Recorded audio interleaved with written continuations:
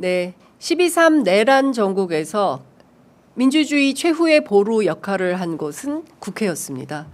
톡톡히 국회가 큰 역할을 해 주었기 때문에 우리는 정말 다시 찾은 민주주의 그런 심정으로 대한민국 국회를 바라보고 있죠.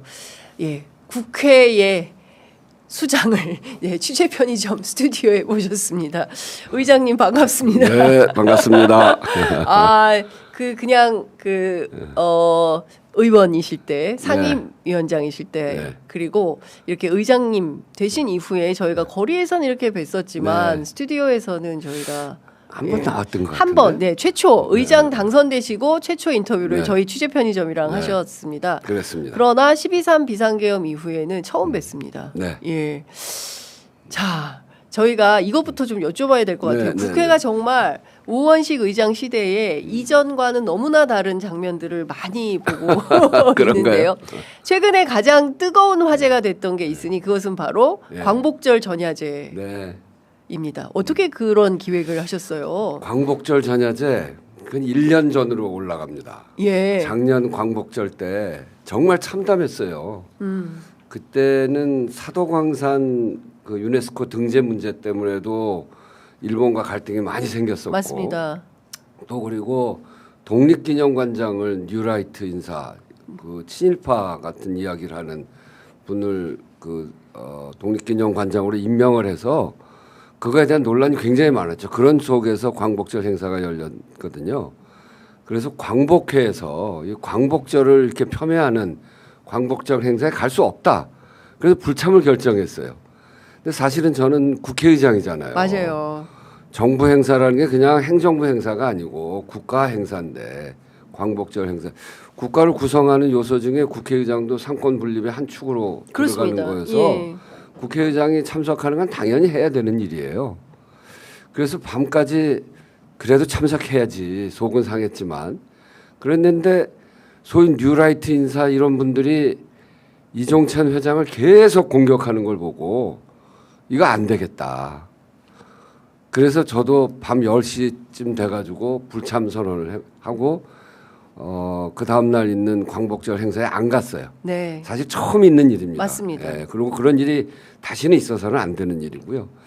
그러고서 아침에 일어나서 현충원 갔다가 용산 강제징용 노동자상 그거 거기 설립할 때도 제가 가서 네. 손을 좀 같이 이렇게 도왔던 일이거든요. 거기 가서 참배를 하고 광복절을 이렇게밖에 보낼 수 없게 돼서 참으로 죄송하다 이런 얘기를 하면서 제가 두 가지 아니 앞으로도 2년 더 윤석열 정권이 광복절 행사를 해야 되는데 이걸 정부에다 그냥 맡겨놓을 수가 있나? 이거 안 되겠다. 그때 결심하셨군요. 네, 그때 그 생각 하나. 또 하나 원래 제가 갖고 있었던 생각이 광복절이야말로 우리가 해방된 식민지로부터 벗어난 날이고 그래서 우리 국가로 보면 가장 큰 축제인데 맞습니다. 이걸 정부가 이 실내 공간 안에서 조그맣게 그냥 그렇게 하는 게 맞나? 국민은 다 쳐다보고 이 기쁜 날. 그래서 이거 국민 축제로 해야 된다는 생각 늘 제가 갖고 있었거든요. 그래서 내년에는 그 정부 행사는 그냥 맡겨놓고 국회가 나서서 민의의 전당이니까 국회가 나서서 전야제를 국민 축제 형식으로 하자.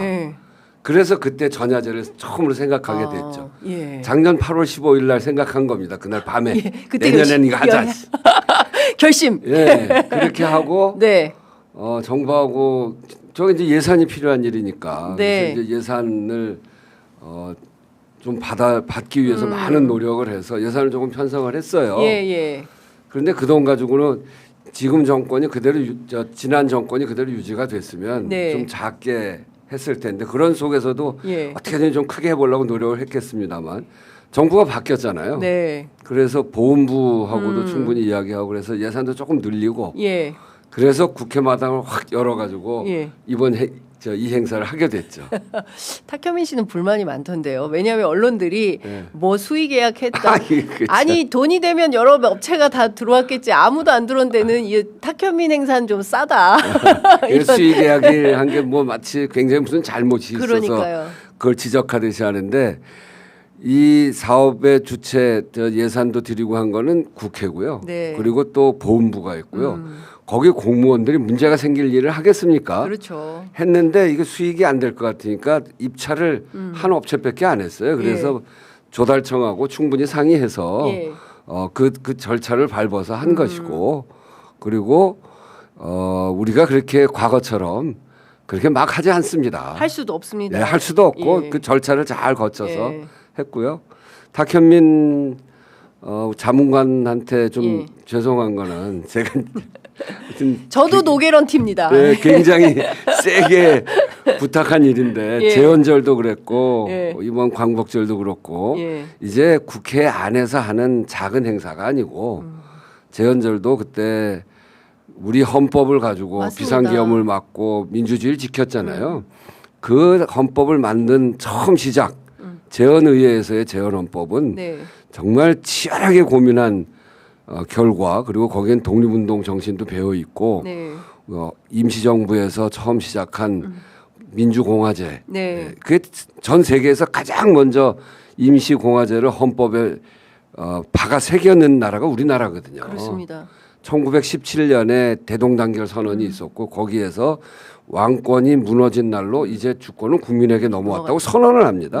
그걸 토대로 해서 임시정부를 만들고 거기 임시공화제를 넣고 맞습니다. 그 정신이 이어져 와서 우리 제헌헌법에 민주공화제를 박아 넣었단 말이에요.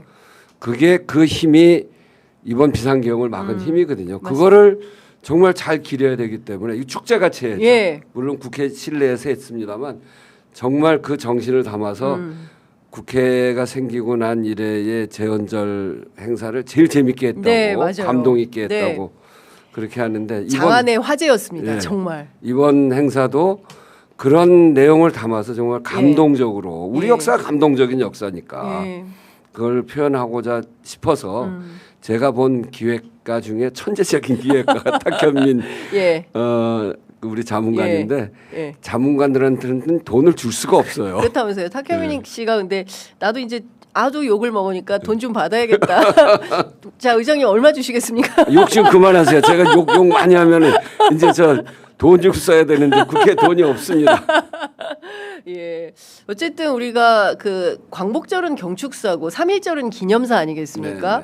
그만큼 국민 축제 아니 미국도 독립기념일에 난리잖아요. 근데 우리는 광복절에 그냥 세종문화회관에서 간단하게 정부기념 행사하고 끝. 그런데 전날에 국회에서 잔디밭이 얼마나 좋습니까? 거기서 그렇게 축제를 하니까 너무 좋았고 특히 싸이 씨가 엄청나게 화제가 됐습니다. 혹시 만나셨습니까? 네, 끝나고 제가 얼마나 고마워요. 저게 준비한 기간이 채 3주가 안 됩니다. 아, 그래요? 예산이 확정되려면 보훈부에서 이제 보훈부에 그 예산이 있다는 걸 알고 도움을 받아야 되는데 장관이 임명돼야 확정을 하잖아요. 그렇구나. 그 확정이 안 된 상태에서 준비하려니까 준비가 잘 안 되고 그래서 장관 확정되고 난 이후에 협의를 하면서 준비한 기간이 짧았어요. 그런데 싸이 씨가 이제 공연을 한다고 하면서 노 개런티로 하겠다. 제가 얼마나 고맙습니까? 이게 국민 축제를 만들어야 되는데. 근데 그래가지고 마지막 공연을 싸이 씨가 나서가지고 그 뛰는 저도 뛰었습니다. 의장님도 뛰셨어요. 네, 그럼요, 뛰었죠. 뛰었는데 잔디밭은 작살났습니다. 아이고야. 다시 심어야 되는군요. 아니 다시 심을 정도는 아니고 좀 지나면 이제 다시 올라올 자연 거라고. 복원이 됩니다. 그날 이제 마침 비가 많이 온 날이어서 바닥이 좀 무르고 해서 그게 26,000 매를 우리가 예매를 했는데 그게 돈을 안 받고 하는 거기 때문에 사람들이 더 많이 예약을 할 거 아니에요. 그래서 26,000명이 아니고 한 17,800명 정도 들어오겠다 이렇게 예상하고 했는데 나중에 끝나고 보고를 받으니까 한 35,000명 들어왔다고 그래요. 35,000. 그날요 여의도 이때가 난리도 아니었어요. 그러니까 바깥에도 많았고 어마어마했어요. 아마 제가 담 넘었다고 우리 국민들이 국회 담 넘는 걸 좀 쉽게 생각하신 거 아닌가. 아, 월담들 많이 하셨구나.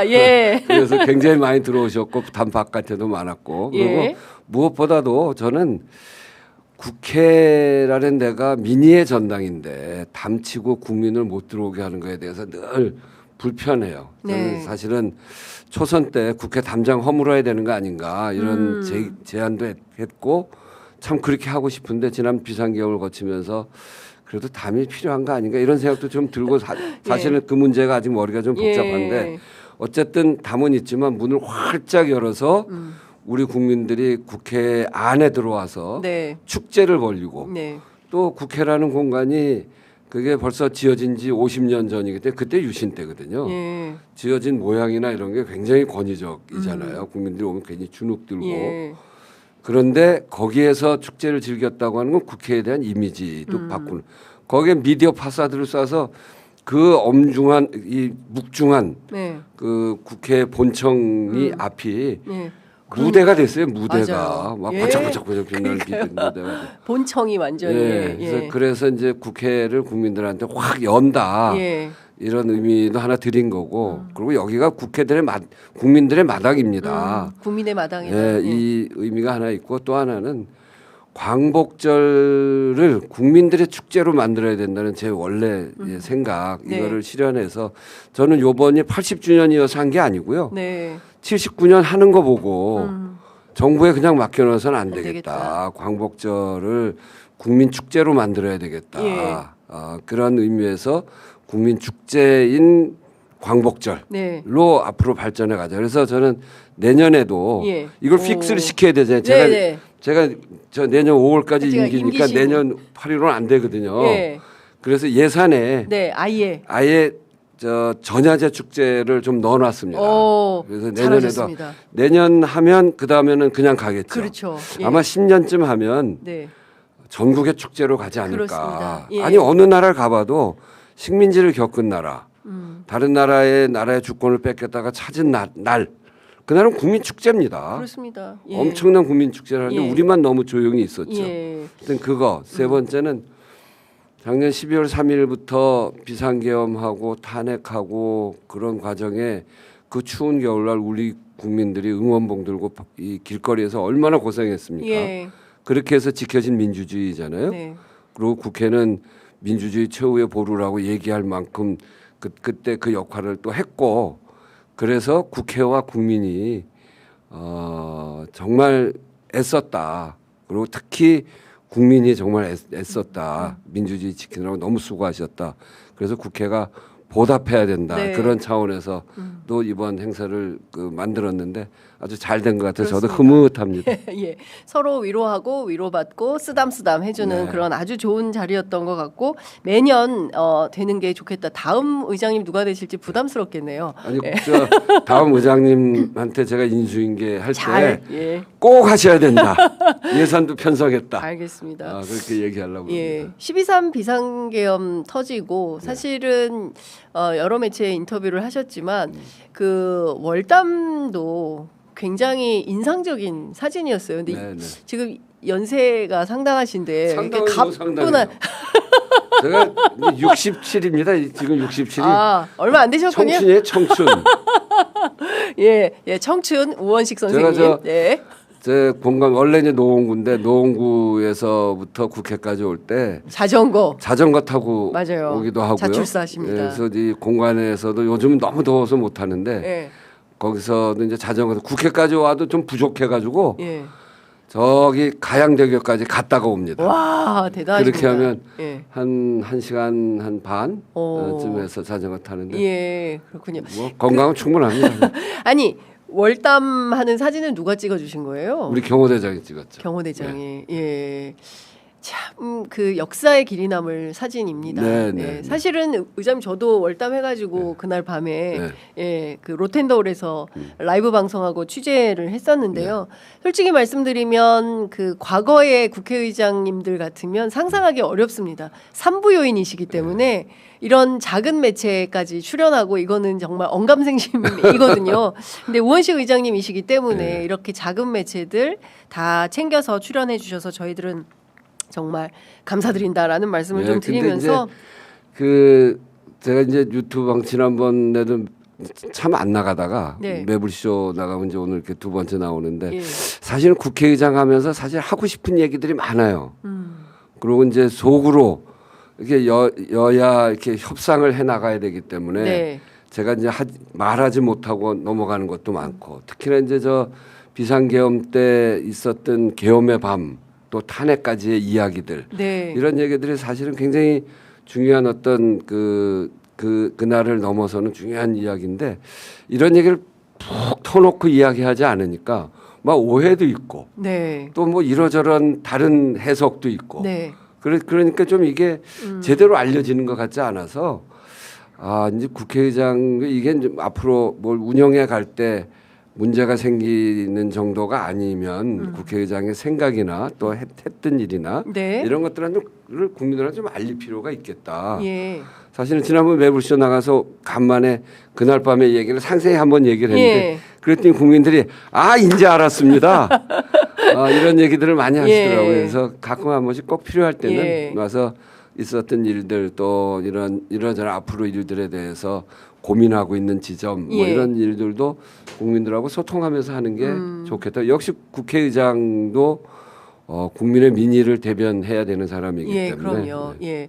사실은 그런 말씀을 터놓으시기에는 유튜브가 짱입니다. 네, 예, 왜냐하면 그러게. 기성 언론들은 사이즈 막 이렇게 길게 하기가 어렵지 않습니까? 그게 예. 좀 답답. 예. 제가 국회의장 돼서 인터뷰도 뭐 많이 안 하고 예. 언론에 나가서 하는 것도 많이 안 하고 단지 국회의장석에서 또 국회의장이 활동하는 것으로 그냥 보여줘야 된다 이렇게 생각했는데 이게 잘 제 뜻과 다르게 해석되어지는 것들도 많은데 얘기하고 싶은데 기성 언론이 너무 짧아서 네. 그것도 길게 할 수가 없잖아요. 그러니까요. 예. 그래서 공간도 짧고 그래서 유튜브 방송 제가 이제 여야의 어느 편을 들어서가 아니라 네. 그 있었던 일 그대로 그렇습니다. 또 생각하고 있는 바 그대로 그렇게 말씀드릴 필요는 있겠다 하는 생각이 요즘 좀 들어서 그렇습니다. 아이고 너무 감사합니다. 자 지금 18분이기 때문에 저희가 그래도 시간이 있어서 40여 분밖에 없어서 저희가 현안 위주로 좀 여쭤봐야 될 것 같습니다. 일단 내일 8월 임시회가 개원을 하지 않습니까? 현안이 여러 가지가 있습니다.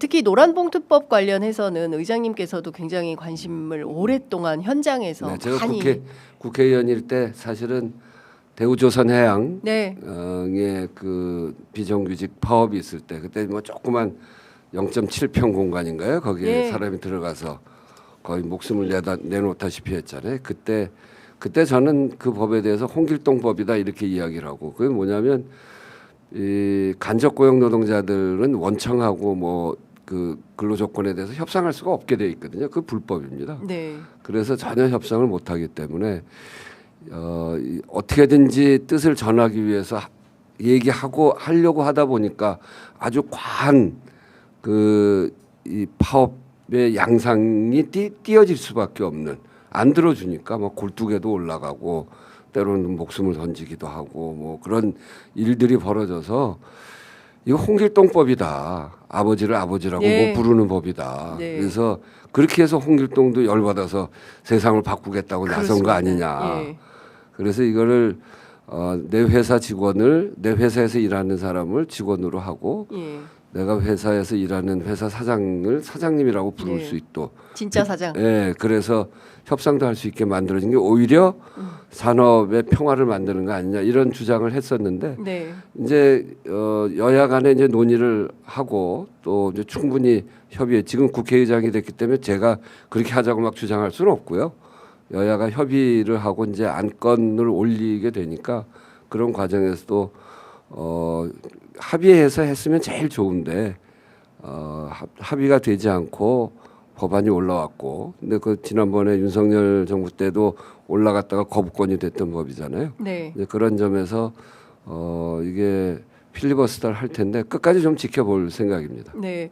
그 야당도 물론 이제 필리버스터로 반대 입장을 밝히고 있고요. 그리고 주한 미국 상공회의소죠. 암참은 대놓고 그 기자회견을 통해서 반대하고 있고 한국의 이제 경총 등 재계도 반대하고 있습니다. 경우에 따라서는 1년만이라도 또 유예해달라라는 건데요. 중대재해처벌법 통과될 때도 유예했고 노동부 장관 같은 경우에는 20년 기다렸기 때문에 2주 정도는 더 기다릴 수 있지만 그 이상은 기다릴 수 없다라는 입장이 분명합니다.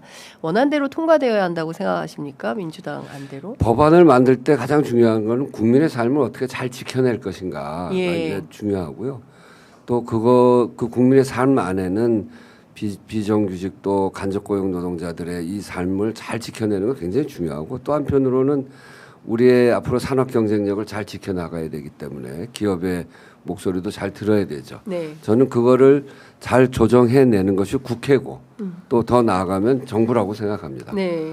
정부가 이 법이 오래된 일이고 또 수건 사업이기도 하고 네. 오히려 산업 현장에 있어서의 파업 양상을 더 과격하게 만들고 이런 거를 줄이기 위해서 필요하다. 네. 이렇게 제기가 돼서 지금 법을 통과시키는 쪽으로 왔는데 여기서 제기되어지는 산업계의 목소리에 대해서도 네. 정부가 잘 경청할 필요가 있다고 생각하고요. 그런 속에서 정부가 책임 있게 이 문제를 이 법안을 잘 집행해 나가고 그런 과정에서 부족한 점이 있다면 또 보완도 해 나가고 그렇게 해 나가지 않을까 생각합니다. 네, 노란봉투법이 통과되면 아시아의 허브로서의 한국이 갖는 위상이 많이 부정적 영향을 받게 될 것이다라는 암참의 주장에 대해서는 어떻게 생각하십니까? 그래서 이제 법이 통과돼 보면 알 텐데요. 네. 저는 뭐 그렇게 생각합니다. 이게 이제 그 과도하게 제기되어지는 문제 중에서 정말 우려되는 부분은 여러 가지 과정을 통해서 해소가 될 테지만 어쨌든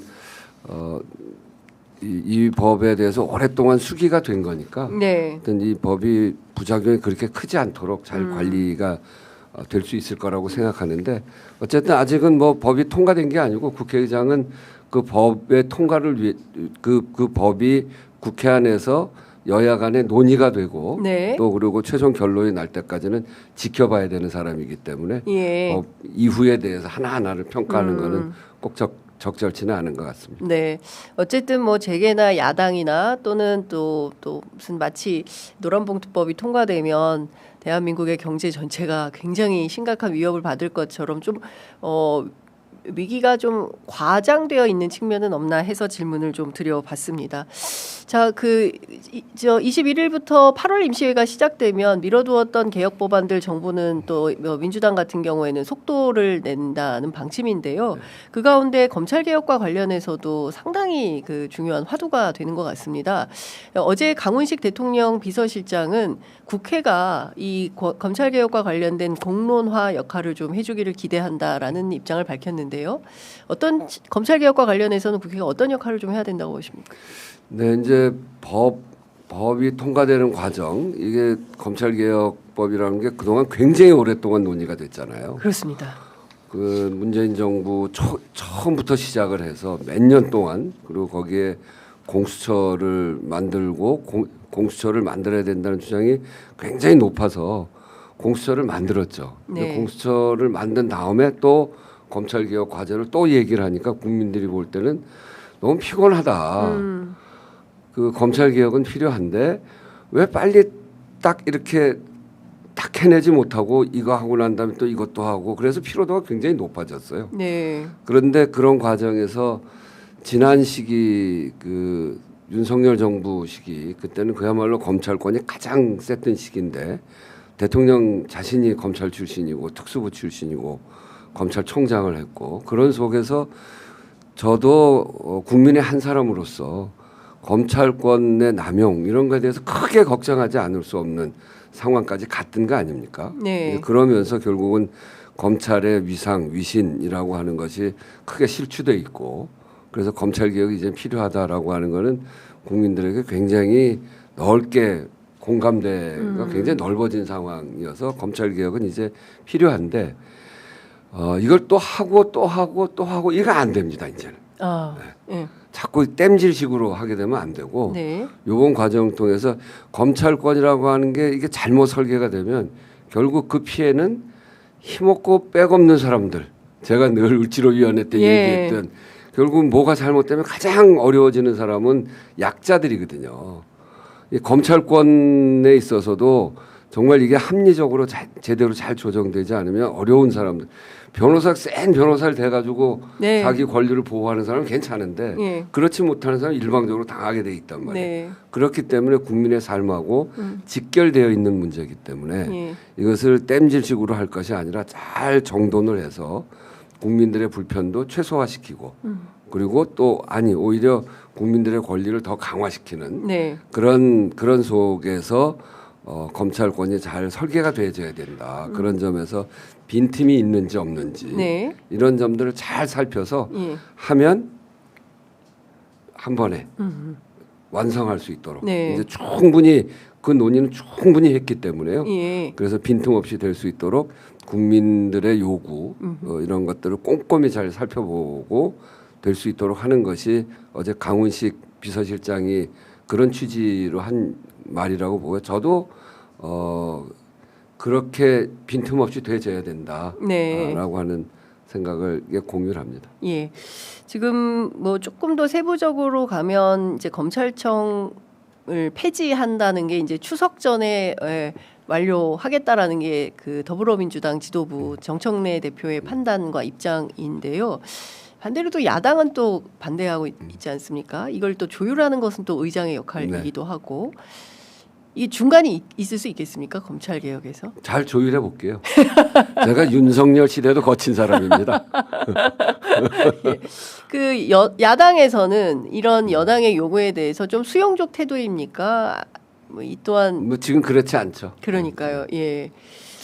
알겠습니다. 곤란해하시는 것 같아서 아니, 뭐 곤란하기보다는 예. 제 입장은 분명합니다. 예. 윤석열 대통령 시절, 네. 윤석열 정권에서 도저히 국회가 또는 국민이 받아들일 수 없는 일이 많았죠. 네.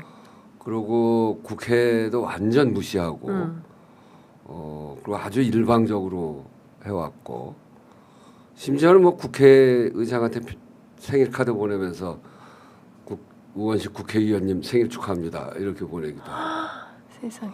또 심지어는 이제 제가 하도 답답해서 예. 의전서열 2위인 입법부 수장이 네.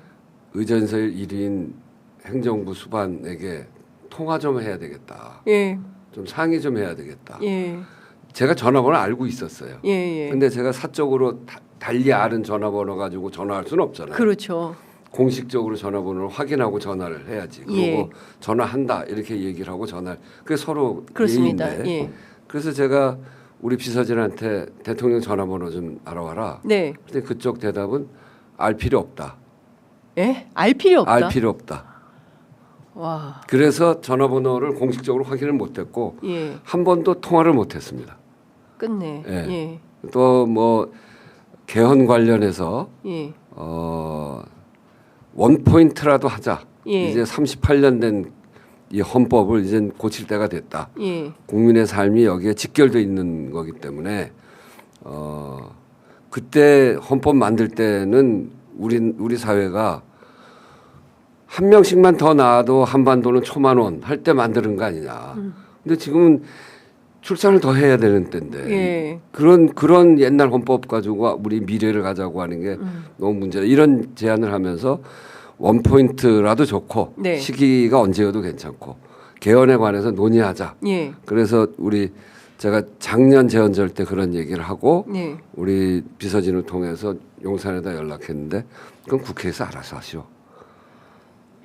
이 국회의장의 대통령 한번 보자고 하는 것도 거절해버려. 하여튼 이제 그런 시기였는데 그런 속에서도 제가 분명하게 얘기한 건 뭐냐면 국회의장의 중립은 여도 아니고 여의 편도 아니고 야의 편도 아니고 무소속이다. 네. 그런데 국회의장은 22대 국회를 구성한 국민들의 편이다. 예.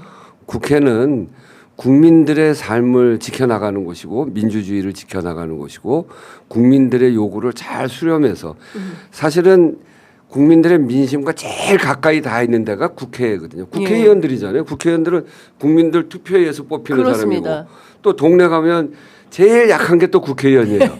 술 한 잔 먹으면 누구 뭐 좀 걔 왜 얼굴도 안 보여? 뭐 왜 이런 예. 선거 때만 보여 걔. 예. 이제 그렇게 하면서 가면 야단도 맞고 막 그래요. 예. 그 과정이 다 국민들 민심을 듣는 거거든요. 그렇게 가까이 있는 게 국회의원들이기 때문에 그것이 모이는 데가 국회고 국회의장 그 의견 그렇게 모여진 민심을 잘 정부에다 전달해야 될 책임이 있는 거고. 예. 이제 그래서 이 국민들의 민심이 무엇인지를 전달할 책임 또 그리고 국민의 민심을 따라야 될 의무 네. 그리고 민주주의를 지키고 그렇게 할 국민의 편에 서야 되는 사람이라고 하는 것에 대해서는 저는 확고합니다. 네. 이제 그런 점에서 여야 간에 합의가 안 될 때 합의가 안 될 때는 합의를 하게 해야죠. 예. 그리고 그거는 국민들의 요구까지를 포함해서 네. 이제 그렇게 하고 정 합의가 안 되면 어떠냐? 제가 그건 이미 얘기했습니다. 기존에 있는 룰대로 하자. 예, 룰대로. 기존에 있는 룰은 여야 간에 합의한 거니까. 예. 이제 그렇게 이야기를 이미 처음 국회의장 될 때 취임사에서 갈등을 어떻게 조정할 거냐. 네. 첫 번째 국민의 민심을 다 따로따로 얘기하는데 자기 가까운 사람들 얘기만 듣고 민심이라고 하지 말고 현장으로 가라. 현장으로. 나 현장 민원실 하고 있다. 예, 예. 현장에 가서 직접 생생한 민심을 들어라. 네. 두 번째는 국회가 원래 사회적 대화 기구인데 예. 사회적 대화를 각자 따로따로 민심만 듣고 와서 싸움만 하고 그래서 아무것도 합의를 못 하니까 예. 사회 경제적으로 아주 중요한 단체들까지 포함한 사회적 대화 기구로 만들자 국회를. 네. 세 번째는 지금 얘기했던 대로 합의를 위해서 노력하지만 합의가 안 되면 그 전에 여야가 합의했던 룰대로 따르자. 과거의 룰대로 따르자. 그게 국회법이다. 네. 민주주의는 예. 정 안 되면 다수결의 원칙을 예. 하는 거다. 법대로 하는 거다. 네. 예. 그렇게 처음에 그렇게 얘기를 했습니다. 예. 그리고 그 원칙대로 하는 겁니다. 네. 자, 어쨌든 지금 뭐 어마어마하게 괄시를 받으셨네요. 예, 행정수반. 어마어마한 괄시라기보다는 투명 인간 취급당했죠. 예, 그 비상계엄 복판에 정말 여러 일을 많이 겪으셨고 최근에는 특검의 참고인 자격으로 조사도 받으신 걸로 압니다. 특검 조사는 잘 받으셨습니까? 네, 잘 받았습니다. 예, 뭘 물어보던가요? 그날 있었던 일들에 예. 대해서 우선 물어봤고요. 그리고 그것을 어떻게 대응했는지 네. 대응 과정을 물어봤고 그리고 그 과정에서 의원들하고 통화한 게 어떤 통화 내역이었는지 예. 이런 점들 등등을 물어봤습니다. 예, 그 추경호 원내대표와 관련해서는 수사 대상이지 않느냐 이미 네. 뭐 여러 보도가 나왔습니다만 여전히 미스테리한 지점이 많이 나와 있습니다. 의장님께서는 그 실제 그 지금 당장 비상계엄 해제를 해야 되는데 네. 그 추경호 원내대표는 계속 바꿨단 말이에요. 의총 장소를. 그러면서 알 수 없는 통화도 상당히 많이 했습니다. 네. 관련해서도 조사를 받으셨습니까? 그러니까 그건 제가 모르는 일입니다. 제가 아는 일은 저하고 추경호 원내대표하고 예, 통화. 그러니까 두 가지 비상계엄 해제 전에는 두 번 통화를 했죠. 예. 그때는 이 절차상 예. 회의를 열려면 국회의장이 교섭단체 대표들하고 회의 시간을 정해야 됩니다. 네. 이를테면 도저히 들어올 수 있는 위치에 있지 않는 시간이 충분히 걸려야 되는데 예. 국회의장이 일방적으로 정하면 그 사람이 그 개별적인 헌법기관인데 의결권을 박탈하는 게 되거든요. 그렇죠. 그건 절차 위반입니다. 예. 그래서 그쪽 사정을 다 대표니까 교섭단체 의원들의 대표니까 예. 그분하고 협의하는 이유는 그런 사정까지 다 고려해서 시간을 정해야 되는 거죠. 예. 근데 너무 비상한 상황이라 그 12시 28분에 처음 통화를 했을 때 내가 지금은 아주 비상한 상황이고 네. 계엄군들이 총을 메고 쳐들어왔고 예. 민주주의를 지켜야 되겠다. 예. 1시간 주겠다. 1시간. 예. 예. 그게 이제 그럼 1시 반이 되는 거죠. 예. 시간을 좀 더 달라. 우리 의원들이 오려면 시간이 필요하다. 그래서 그건 곤란하다. 네. 하고 전화를 그런 취지로 얘기하고 끊었어요. 예. 그러니까 1시 반으로 정해진 거예요. 그렇죠. 합의가 아니고 협의이기 때문에 예. 아주 구체적인 어떤 반론으로 도저히 내가 하면 안 되는 조건을 붙이지 않으면 예. 그런 정도 얘기하고 끊으면 협의가 된 거죠. 예. 그래서 1시 반이 됐는데 30분 후에 유리창 깨고 들어왔잖아요. 계엄군이. 그렇습니다. 그때가 제일 공포감을 예. 느끼는 상황이었죠. 그래서 다시 전화를 해가지고 38분에 통화했는데 계엄군이 유리창 깨고 들어왔다. 이거는 사정이 변경된 거다. 예. 본청 안으로 계엄군이 들어왔으니 시간을 당길 수밖에 없다. 예. 30분 당긴다. 예. 그래서 1시로 정해졌어요. 1시. 그랬더니 추경호 대표가 국회 문이 닫혀서 예. 국회의원이 들어갈 수가 없다. 예. 그래서 국회의장이 문을 열어달라. 그래서 그거는 예. 내가 야당 출신의 국회의장인데 경찰에 지금 국회를 맡고 있는데 내 말을 듣겠냐. 예. 나도 담 넘어 들어왔는데. 네. 그래서 당신들이 여당이니까 당신들이 경찰에다 얘기하고 열고 들어와라. 예. 그게 빠르다. 예. 이제 그런 뉘앙스로 얘기를 했는데 시간을 조금 더 달라고 해서 그건 안 된다고 또 끊어서 1시로 시간이 된 거죠. 이제 그 다음은 다른 사정 변경은 없었어요. 이를테면 네. 뭐 계엄군이 총을 쏜다거나 문짝을 부신다거나 그러면 마지막 사정 변경 그건 일방적으로 할 수 있죠. 그렇죠. 국민이 다 보는 상황이니까. 그러면 시간을 땡겨서 안건만 올라와 있으면 시간을 땡겨서 그러니까 55분에 안건이 올라왔는데 제가 48분에 그래서 미리 개회는 했어요. 근데 개회 시간을 정하는 거는 첫 번째 안건 올리는 시간이거든요. 그러니까 개회는 해놓고 개회 시간도 개회 선포하는 시간도 아까우니까 그래서 총만 쏘면 바로 안건 상정한다. 그래서 54분, 55분에 안건 올라왔을 때부터 한 5, 6분간은 사정 변경이 되면 즉각 하려고 했던 건데 사정 변경이 없어서 1시에 한 것이고 그래서 좀 연기시켜 달라 이런 얘기는 있었고 근데 그게 그쪽에 어떤 사정이었는지는 저는 알지 못하기 때문에 그게 이제 어떤 의도를 갖고 얘기했는지 잘 모릅니다. 단지 제가 한 가지 빼먹은 것 중에 하나가 끝나고 우리 의원들이 의사진행 발언을 하자 막 그래가지고 제가 추경호 대표가 한 번 더 통화했어요. 한 번 더 통화하셨습니까? 근데 그거는 제가 기억에서 막 그걸 이제 그 다음에는 아주 형식적인 통화. 그것도 뭐냐면 의사진행 발언 하려면 여야 협의가 있어야 돼요. 법률상. 제가 절차 우 아닙니까? 절차 우. 그래서 그때도 한번 전화해서 의원들이 의사진행 발언을 하겠다고 하는데 그거에 대해서 그 야당 교섭단체 대표한테 협의하는 거다. 그랬더니 그게 할 수 없죠. 그런 식으로 대답했던 것 같아요. 약간 자포자기 비슷한. 잘 기억은 안 나는데. 근데 이제 보니까 너무 격해져 있어서 의사진행 발언하다가는 무슨 이야기가 나올지 몰라서 제가 여당 원내대표 불러가지고 너무 격한 상태에서 5분 발언 의사진행 발언하면 또 이렇게 무슨 얘기가 나올지 모른다. 지금은 국민들 지켜보는 사이 안에서 우리가 조용히 지금 대기하고 이렇게 하는 게 좋겠다는 의견이 모아져서 의사진행 발언까지는 가지 않았죠. 지금 다시 그 공포감이 스멀스멀 올라오는데요. 제가 사실 추경호 원내대표는 목격자입니다. 저도 의장님 따라서 월담을 하려고 하는데 그분은 그 의원회관 출입구 있지 않습니까? 그 통로로 해서 원내 지도부하고 국회 밖으로 나가는 걸 제가 봤어요. 조지현 의원, 이미자 의원 등 원내 지도부 일행과 함께. 그래서 지금 다들 그 계엄 해제를 의결하려고 다들 의원들이 밖에서 싸우거나 지금 들어가고 있는데 저분들은 왜 국회에서 밖으로 나가지라는 의심을 가졌었는데 지금 생각해 보면 그 어마어마한 엄중한 시기에 이거 국회 비상계엄 해제할 의지도 뜻도 없었던 거 아닙니까? 추경호 대표는? 글쎄 그건 내가 그분의 생각을 대신해서 얘기할 수 없죠.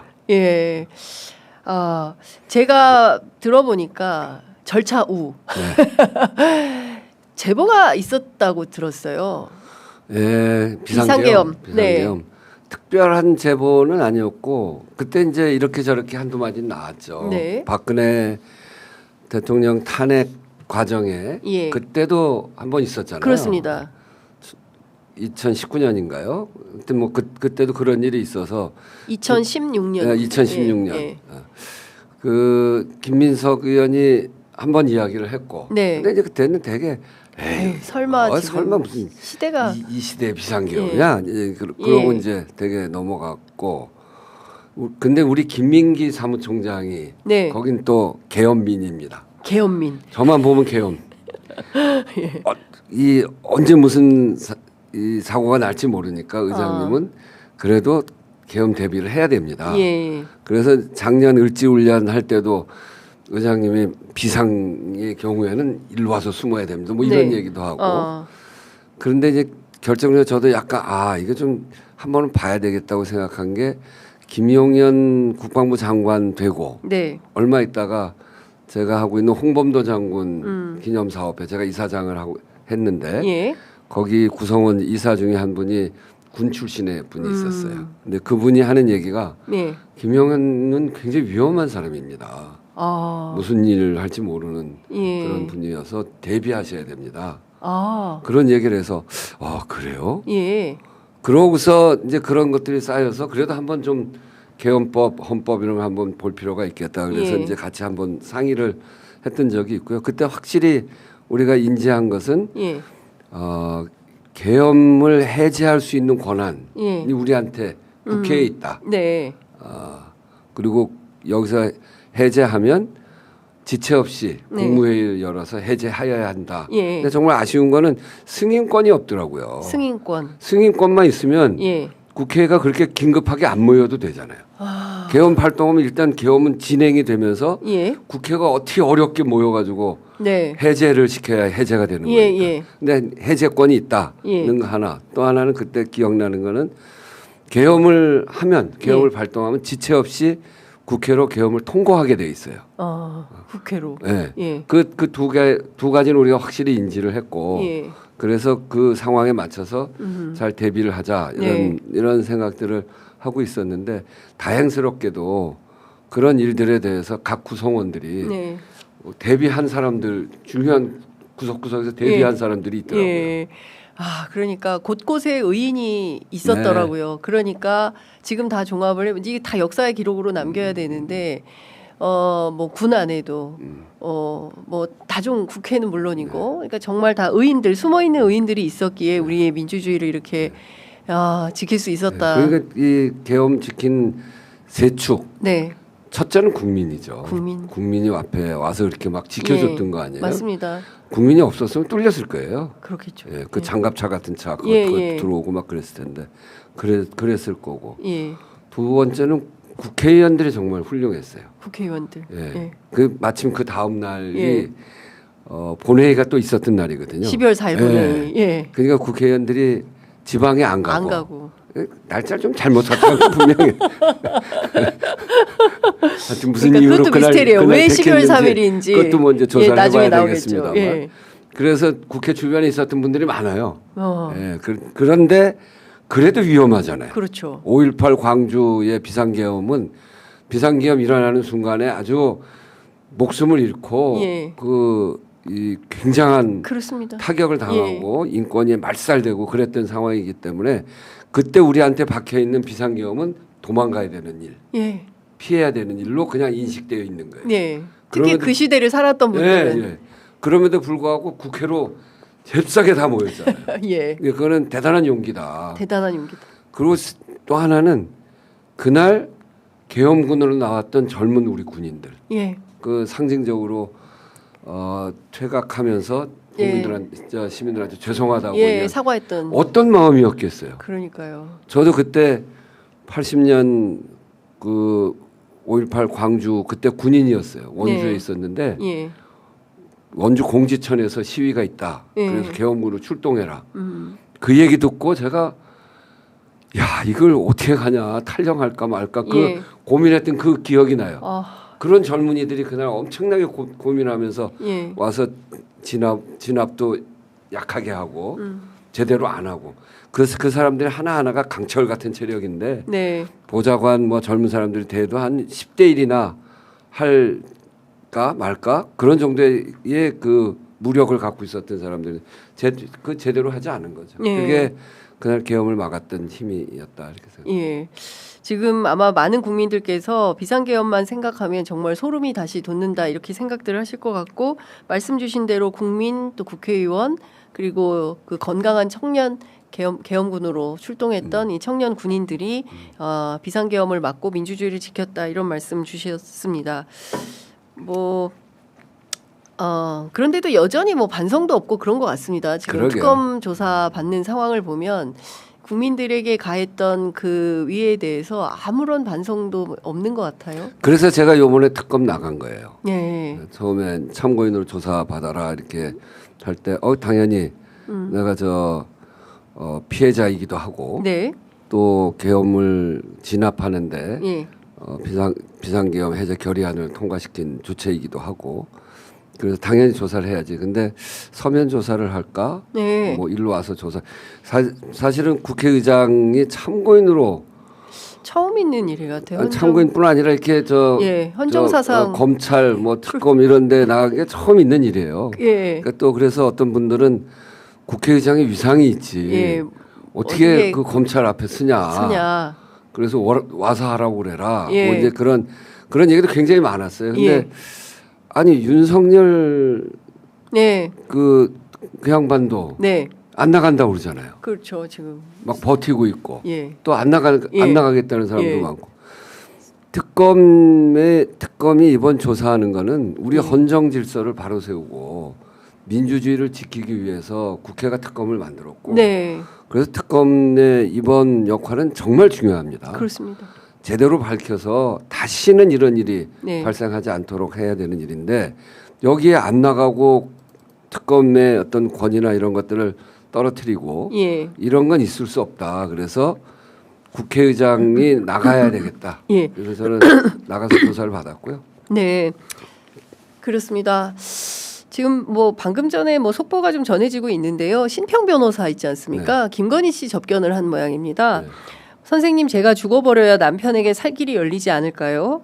뭐 이런 얘기를 했다는 겁니다. 수척한 앙상한 뼈대밖에 남지 않은 김 여사를 남겨두고 나는 아직 염천의 따가운 햇살 이 황당한 소리를 하고 있어가지고 지금 기가 막혀서 목이 잠기기도 하는데 어떻게 보십니까? 그러니까 권력은 짧고 국가는 영원, 국민은 영원합니다. 네. 예, 권력은 짧고 국민은 영원하다. 네, 뭐 김건희 씨도 화무시비롱 뭐 이런 얘기를 했다고 하던데 여하튼 그런 얘기가 있어서 여쭤봤습니다. 자, 또 하나는 개헌입니다. 네, 개헌. 개헌과 관련해서 정부의 국정자문위원회 1호 국정과제로 개헌을 꼽았습니다. 개헌이야말로 국회가 역할을 해야 되는 일인데요. 그 의장님께서도 사실은 개헌에 대해서 굉장히 오랫동안 고민을 해오셔서 내년 지방선거 때 개헌 투표를 할 수 있겠나라는 기대도 나옵니다. 어떻게 보십니까? 저는 할 수 있도록 하는 게 좋겠다. 근데 이제 개헌이라고 하는 게 지금까지 우리가 보면 38년 동안 개헌을 못했잖아요. 그게 이제 되게 보면 대통령 선거 때 공약으로 개헌을 다 이야기합니다. 근데 이제 정권 초기에는 개헌 이야기를 하면 개헌 한 번도 오랫동안 못했기 때문에 개헌 이야기하면 다 나와요.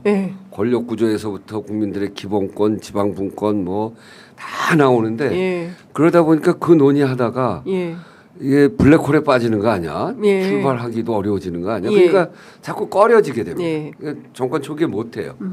그러다가 정권 후반기쯤 돼가지고 하려고 하면 다음 유력 주자가 또 내가 공약 걸을게. 그 지금 레임덕인데 레임덕 피해 가려고 하는 거 아니야? 뭐 이래가지고 또 못해요. 그게 이제 계속 반복되어 왔어요. 그래서 그게 이제 지난번에 사실은 이제 이재명 대표하고 지난 4월 달에 그런 이야기를 하면서 대선 전에 할 수 있는 거는 그 원포인트라도 하고 개헌의 문을 열고 그리고 다음 지방선거 총선 때 이렇게 합의되는 대로 하자 이런 얘기를 했는데 제가 꺼냈다가 아주 문매를 맞았죠. 그 후에 이제 이재명 대표도 5월 18일 날 개헌 발표를 하면서 그 얘기를 좀 하셨어요. 다 의장하고 다 얘기했는데 내란 극복이 먼저다라고 하는 여론이 너무 세서 얘기를 꺼낼 수 없어서 우 의장이 오해도 많이 받고 고생도 많이 해서 좀 유감스럽게 됐다 이제 이런 얘기를 하고 근데 나중에 사과 받으셨군요. 아니 뭐 내가 받은 건 아니고 그냥 본인이 그렇게 얘기를 했죠. 좀 미안하게 됐죠. 근데 어쨌든 그 얘기를 한 거는 이재명 대통령이 개헌에 대한 의지가 굉장히 강합니다. 이번 국정기획위원회 국정과제를 내놓은 것도 그 1번이 개헌이잖아요. 그래서 단지 이제 저는 제가 7월 17일 날 개헌 이야기를 하면서 한꺼번에 다 하려고 하지 말자. 이게 개헌을 하기가 어려웠기 때문에 개헌할 만한 조건이 되면 다 꺼내가지고 예. 다 이야기하다 보니까 결론이 한두 문제를 가지고 부닥치기 시작하면 거기서 갈라져가지고 또 안 되고 안 되고 그러는데 합의할 수 있는 만큼 개헌을 안 하는 것보다 한 가지라도 하는 게 낫다. 이런 얘기였고요. 그래서 개헌이 요번 국정이 조금 안정되면 그러니까 이를테면 한미 간의 관세 협상 있잖아요. 8월 25일 날 첫 번째 정상회담 하는데 그런 거기에서 좋은 결론들이 좀 나고 또 지금 특검 진행되는 것들이 좀 성과를 내서 불가역적인 상황이 되고 국민들이 볼 때 이제 이 내란과 비롯한 이런 여러 가지 문제들이 이렇게 정리돼 가는구나 이런 느낌도 좀 들고 그런 조건이 되면 그때 개헌특위 같은 거 만들어야 되는 거 아닌가 하는 생각을 가지고 있고요. 방향은 분명합니다. 개헌의 방향은 저는 두 가지라고 보는데 이번 비상계엄 내란 소동 이것에 대해서 막은 힘은 헌법으로부터 나왔습니다. 민주공화정이고요. 그래서 헌법으로부터 나왔는데 그 헌법 질서 민주주의를 존중하는 대통령이 오면 헌법이 훼손되지 않고 잘 진행이 되고 이 헌법을 훼손하더라도 내 권력을 강화하겠다 이렇게 생각하는 사람이 나오면 이게 흔들린단 말이에요. 우리가 9번 개헌을 했는데 그중에 2번 4.19 이후의 개헌 또 60항쟁 이후의 개헌은 국민의 요구가 그래도 좀 반영이 된 나머지 개헌은 다 정권 연장을 위해서 일방적으로 되고 그 과정에 비상계엄이 일어났고 다 그랬던 거거든요. 그런 허약성을 이제 보완해야 된다. 그런 점에서 개헌이 필요하다. 또 하나는 아까도 얘기했지만 국민 민생 이게 민생하고 다 개헌 한 조항이 민생하고 다 있는 건데 그야말로 한 명만 더 나와도 한반도는 초만원일 때 만들어진 이 개헌을 지금 미래 국민들의 민생 또 지금 이제 막 제기되어지는 생명권, 안전권, 환경권 또 지방 분권 이런 것들 어떻게 다 담아내냐. 지금 헌법은 사실상 소통이 시작된 삐삐 MZ 세대들한테 삐삐 차고 다니라는 거 아니냐. 이제 핸드폰 업그레이드 시켜야 된다. 그게 민생을 잘 보호하는 길이다. 이런 점에서 개헌의 필요성은 있는데 그럼 뭐부터 해야 됩니까? 할 수 있는 만큼의 합의의 내용. 저는 이런 내용들 중에 합의할 수 있는 만큼 하는데 저는 뭐 지금 이견 없이 합의할 수 있는 게 5.18 헌법 전문 헌법 전문 이런 거 가능하다고 보고요. 4년 중임제 또는 연임제 연임제랑 중임제랑 차이가 없으니까 중임제를 붙여서 하자.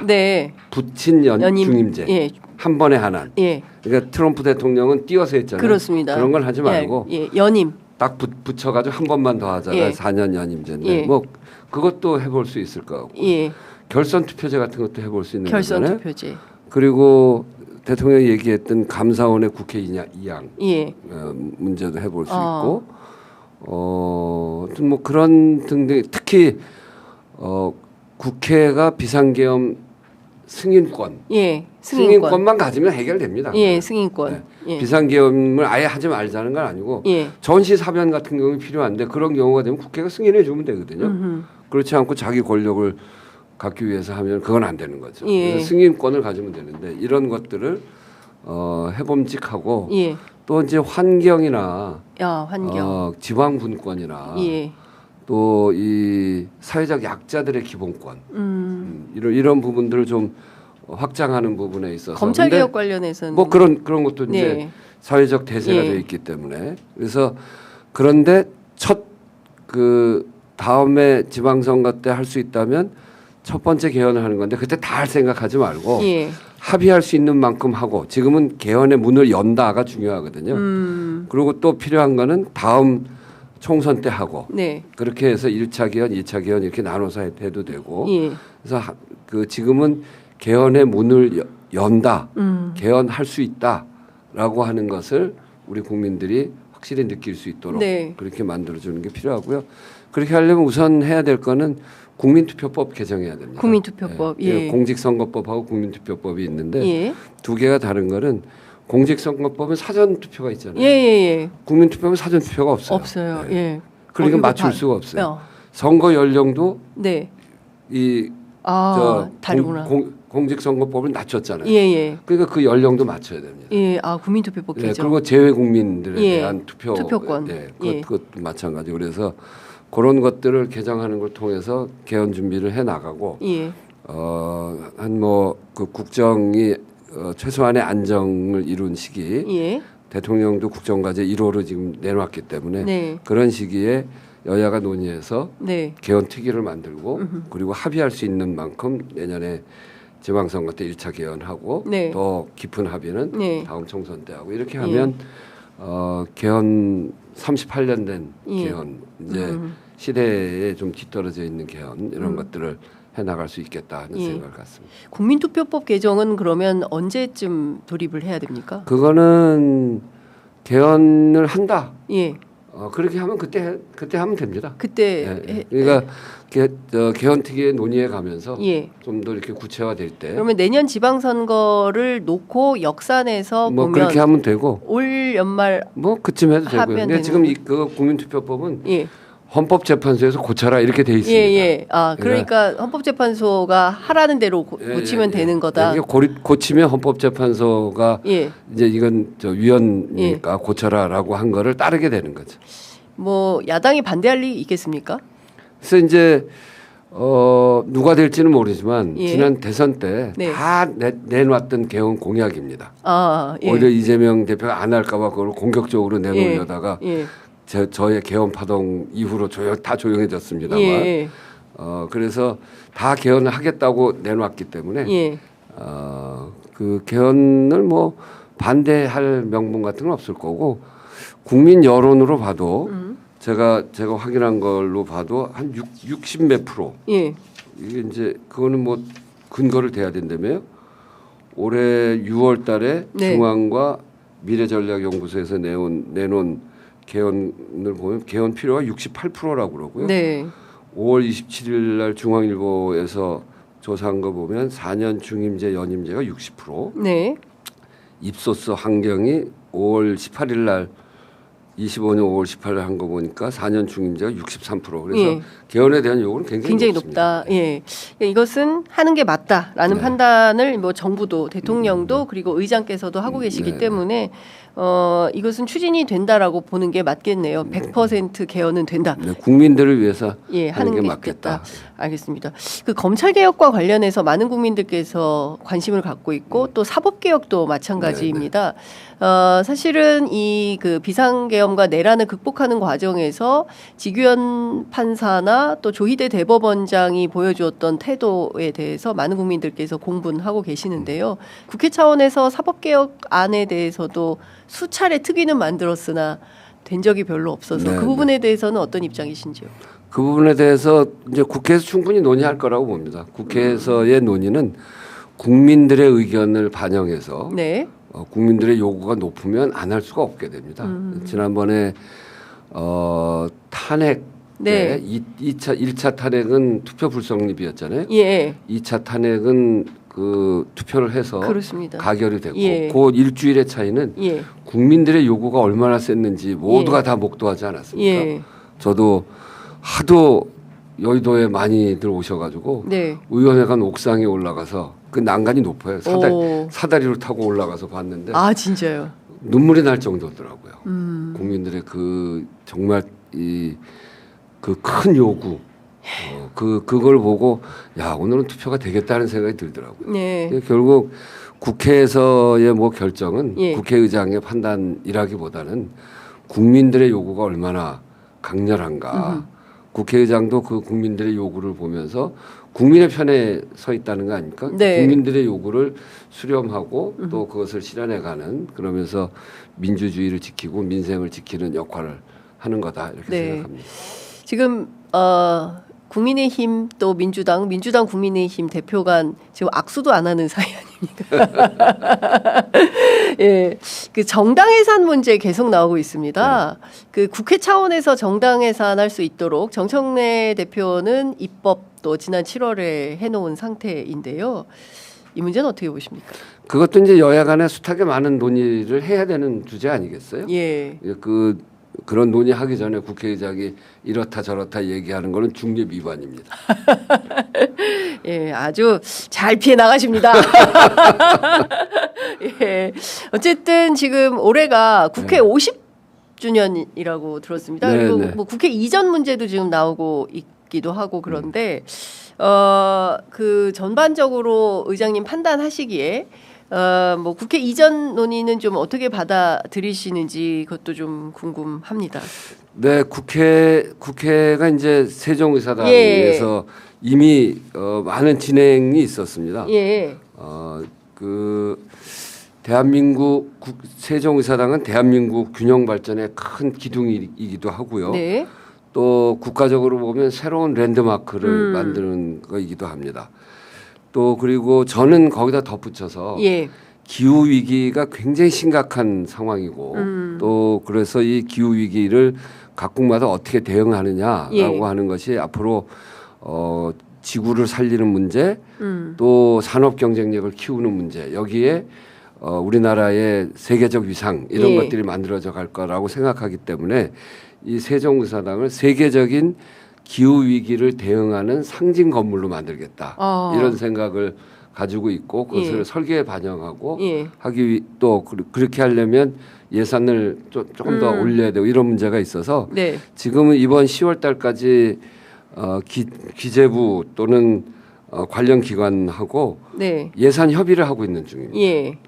10월까지 끝나게 될 텐데 그것과 동시에 11월까지는 뭘 해야 되냐면 설계 공모 용역 관리할 기관을 선정해야 되고 그렇게 해서 12월까지는 설계 공모를 할 겁니다. 근데 그게 이제 차근차근 지금 절차대로 진행되고 있고요. 그렇게 해서 내년 4월까지 해서 작품 접수 심의를 해서 5월 달에는 당선작을 발표할 거예요. 당선작 발표한다는 건 뭐냐면 내년 5월 제가 임기를 마치기 전에 국회 새로운 세종의사당의 건물의 모양을 국민들한테 제시하겠다. 는 생각으로 제가 임기 들어서면서부터 이 세종의사당을 우리나라의 새로운 랜드마크 또 그리고 지금 여의도 국회의사당 지을 때는 유신시대 지었잖아요. 그 유신시대에서부터 그야말로 국회가 자기 역할을 제대로 못할 때에서 만들어지기 시작해서 그 이후에 전두환 노태우 시기도 거치고 또 문민정부도 거치고 국민의 정부 참여정부 거치고 또 이명박 박근혜 정부 거치고 또 문재인 정부 거치고 지금 국민주권 정부 영역을 거치면서 그래도 보면 전체적으로 민주주의가 발전했던 시기죠. 여기서 12.3은 그거를 해치려고 하는 것을 국회가 막고 나섬으로 해서 국회가 민주주의 최후의 보루다라고 하는 것을 입증한 그런 의미를 갖고 있는데 여기서 더 나아가서 세종의사당은 민주주의를 제대로 확고히 만들고 대한민국의 미래를 보여주는 상징 건물로서 그렇게 만들어 가야 된다는 생각을 가지고 이 세종의사당 준비하고 있고 이게 계속 늦어져 왔고 지지부진해 왔기 때문에 제 임기 중에 2년 하면서 요거 관리를 잘해서 총액을 결정하고 설계 공모하고 그것을 선정을 해서 조감도를 국민에게 보여드리겠다. 내일까지 제 임기 중에 해보려고 합니다. 꼭 하려고 합니다. 그 여의도 국회는 뭐 어떻게 되는 겁니까? 그러면 여의도 국회는 여러 가지 제가 전에 민주당에서 국가균형발전 특위위원장을 했던 적이 있는데 그때 이전할 경우에 여의도를 어떻게 할 거냐. 민주주의 전당으로 쓰자라고 하는 의견도 있고요. 거기에 우리가 나아가야 될 앞으로 미래의 산업 이것을 잘 끌어들여서 우리 미래 산업의 아주 핵심 요처를 만들어서 의원회관은 그 관련된 기업체들한테 하나씩 다 인큐베이터 역할을 할 수 있게 하고 여기에는 본청은 그거에 맞는 뭐 그런 시설을 만들어 보자. 그래서 여의도를 이 앞에 은행권과 같이 세계 금융권의 허브 또 새로운 성장 동력의 중심 뭐 이런 걸로 해보자는 아이디어들이 있었는데 뭐 여러 가지 의견이 있을 수 있을 것 같습니다. 그래서 민주주의 전당 뭐 민주시민 교육의 전당 뭐 이렇게 해보자는 아이디어도 있으니까 그걸 잘 고민해서 예. 사회적으로 결론을 내고 국민들의 의견을 잘 받아서 하면 되죠. 예.